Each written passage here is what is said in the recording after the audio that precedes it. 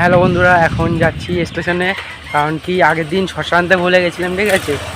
সেই শশা আনতে যাবো এখন। জেঠু কাজে যাবে, জেঠু নিয়ে আসবে শশাগুলো। প্ল্যাটফর্ম করে দাঁড়াবো আমি। চলো যাওয়া যাক, বৃষ্টি পড়ছে, অনেক মেঘলা দেখো। তারপরে স্টেশনের উপরে কথা হচ্ছে, চলো বাই। বন্ধুরা প্রচুর বৃষ্টি পড়ছে, ভিজে যাচ্ছি। 2 নম্বর প্ল্যাটফর্মে যাচ্ছি এখন।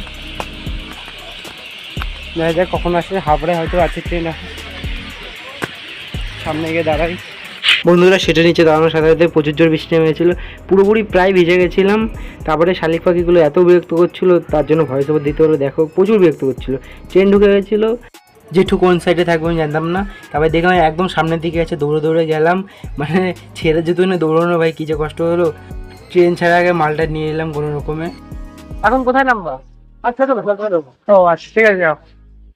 জেঠুর সাথে কয়েক সেকেন্ড কথা বলে তারপরে হাঁটা দিলাম। অনেক কিছু দিয়েছিল, খুবই ভারী ছিল দেখো।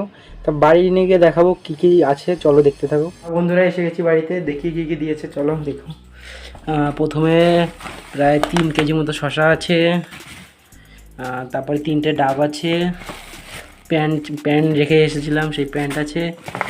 আর ও হো নারকেল আছে, নারকেল। ও সেই মজা। চলো বন্ধুরা, নারকেল কচি ডাব। আমি কচি ডাব খাই, তোমরা আঙুল দিয়েছো। Bye guys.